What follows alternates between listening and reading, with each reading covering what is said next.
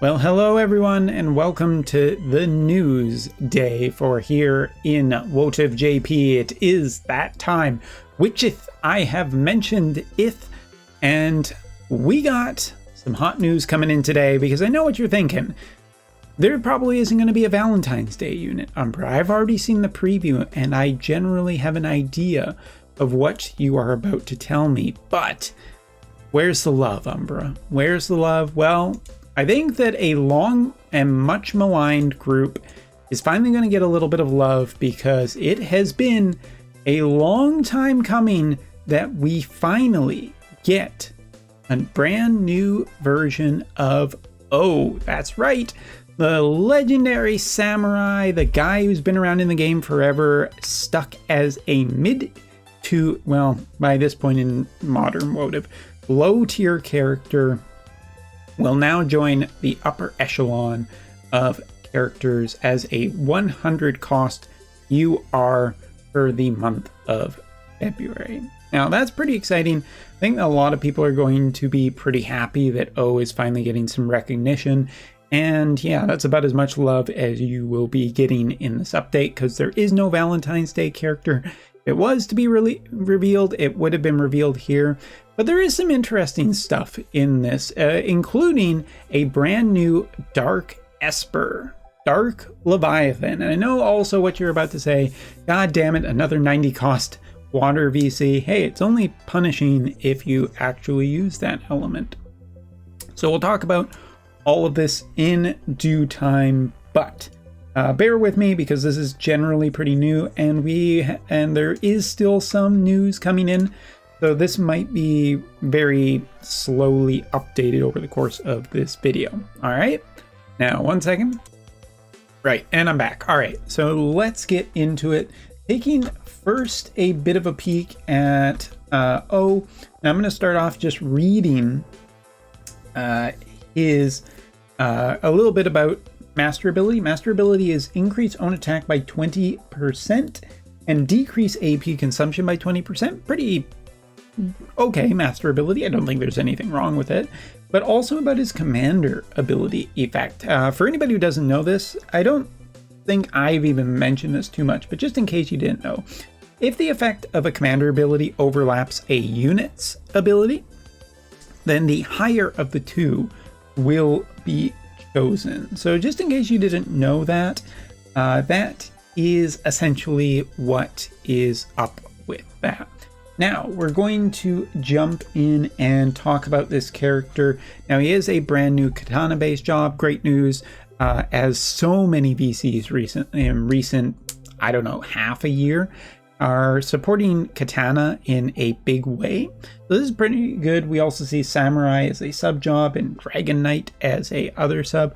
I'm not too terribly worried about the sub jobs because new main jobs are generally so good that it isn't too much of a concern. But other things we can note, he is a water elemental character, which does make sense given that we are getting Dark Leviathan on the same day. And he is a 100 cost permanent unit for anybody who is concerned about such. Now, commander ability starts at the beginning of battle for duels for 5 turns. Allies whose main job includes spear, katana, staff in the mentor group will receive increased physical damage, luck, and critical rate. All of those things are quite interesting because if we're talking about this, there isn't really any support for any overly evadey stuff here. So the general luck up might be nice for countering evade based characters, and spears also getting like a nice physical damage up support is really quite good. I mean, it does essentially mean that you're putting this brand new character in that spot of, hey, guess what? He is a commander ability and you're not using him, which sucks a bit always for a brand new, as far as I'm concerned. But physical damage up is obviously not that big of a deal. Neither is critical rate, or, well, I guess luck's a little bit okay for staff. But for spear and katana, this might actually be quite nice overall. I'm not expecting the world from it, but I am expecting some good things here. So next up, we have the preview of 2 abilities. Let's start off with I know we normally go limit burst, but let's go one down and talk about this other skill, which is life skill double swallow breaking. Large range on it, and as you can see, it is a single target. Increases slash and single attack resistance penetration rate for 3 turns. After destroying barriers that reduce physical damage, deals 2 consecutive damages. Large, that can easily hit up to 2 targets, and has a regeneration effect that gradually recovers HP. So what are we to infer from this? Well, Limit Burst is quite short range, but obviously has some good DPS on the single preview ability that we do have. Increasing slash and single target attack resistance penetration rate doesn't synergize overly well with a AoE Limit Burst, but it is quite good to multi-select different targets. Destroying physical barriers is great, dealing 2 damage is nice, higher hit rate is also essentially just a nice to have, and giving a regeneration effect that regens HP. All of this is quite a package for a single ability. As for his Limit Burst, let's take a look at this. So it is an extra large damage short range AoE Limit Burst, which doesn't seem to synergize that well. On this Limit Burst, it also has a darkness effect that makes it harder for the to hit the target for 3 turns, plus the additional effect of AP consumption is increased and healing power is greatly reduced while under the darkness. So this is quite curious. I am interested to see, number one, if he's even capable of using this. He has to be survivable to actually get up close to the opponent, given that gunners have done a number on some of the more recent parties. I don't know if this guy will have enough to get through guns. The other thing to talk about, I mean, just besides a bunch of stuff with this character, is that those effects are pretty nasty for your opponent when they actually get hit by it. I am curious if he has any other support for darkness, and given that this is looking to be a physical-based attacker, well, is the DPS actually going to, or will he have a high enough chance for darkness, given that we're probably not running him with very high faith? And even then, what will his kit overall synergy be with? I would imagine that he's more of a single target character, because that's kind of seems to be the main part of his kit that is really useful up until maybe he gets close. There's a lot of questions here about survivability. I'm not expecting a new unit to be bad in any way, shape, or form, but I'm curious to see how well he does perform, given that he kind of needs... There's a bunch of boxes that we haven't ticked off yet in terms of survivability, in terms of, is this an evade character? Is that what we are essentially seeing? Some kind of evade samurai that just is not previewing super well? I don't know. It's weird for an evade character to be kind of focusing on darkness, but also have high accuracy in another preview that focuses on regen. It's unique to say the least, and I'm very interested to see what this character ends up being. Oh yeah, and on his Limit Burst, the damage is inflicted after increasing penetration rate of defense penetration and area attack resistance penetration. But will it be just for essentially this cast on the Limit Burst? If that's the case, then it's totally fine that his Limit Burst is the way it is, and the rest of his kit can be single target, I think. Generally fine. But yeah, not really too much else to say in terms of a preview. It's a water character. Water is one of my favorite elements. I'm really excited that we're getting a O here in a new, stronger version. He looks super cool. So let's see what we end up getting very soon. Now, talking about Leviathan, I do understand that people are going to be saying, God damn it, another water 90 cost Esper, but hey, what you going to do, right? Or, well, in this case, this is for water and soil, so it does pump up a little bit of the synergy of what has been happening recently. We recently had Fawcett, who is a earth-based character, and so that kind of ties in really well to both of these characters coming out, if there is, even a remote good amount of synergy that we have here. For the unit that does have this equipped, maximum HP and accuracy up, which is quite nice for a limited unit effect.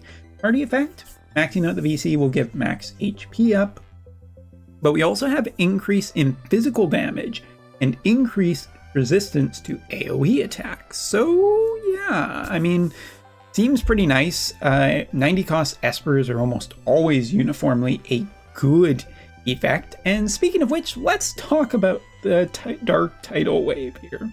Deals water damage, extra large, chance of inflicting curse, which will, well, everybody knows what curse is at this point.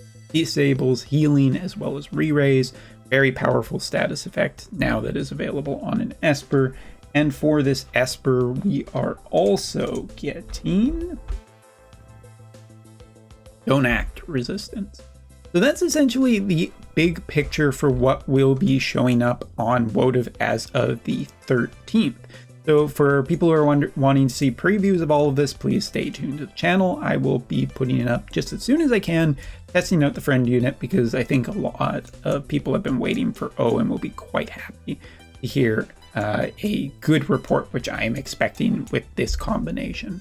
Now, the only other thing I do want to mention really quickly is that since we are getting both a character this week and a Esper, pretty good chance that the following week will be the next collaboration, whether that is a redo of an old collaboration or a brand new collaboration.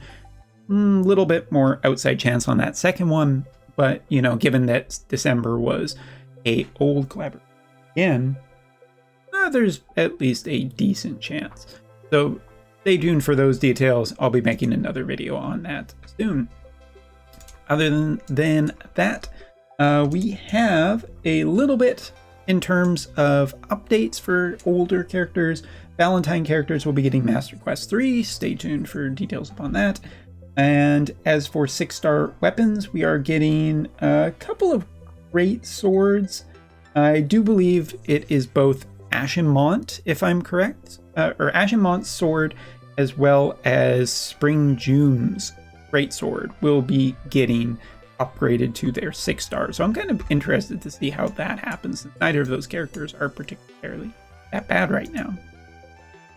All right, continuing on, we also have a pickup match that will be showing up on JP. Looks like magic damage is going to be affected, as well as Don't Move and Berserk, probably targeting more recent units as usual, but not too terribly much that I'm going to dig into there. We also have a new arena map focusing on water-based units. Huzzah! And last but not least, I've been getting asked a little bit about this on streams. That's right, I'm doing a few live streams recently.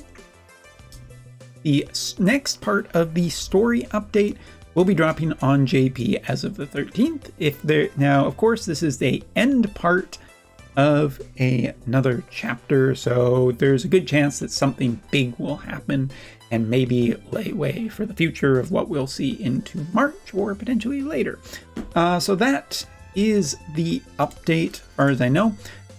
Pretty interesting. Oh, wait, what's this? What's this? Oh, yes, looks like a brand new greatsword. It's even a story event. Holy cow. Well, good thing I reloaded one last time. Looks like Seymour and O will be squaring up against Curry in the second story event in very recent memory. There you go. And yeah, if there's anything else major, I guess we'll put it into another video. Thanks so much for watching. Take care. See you next time.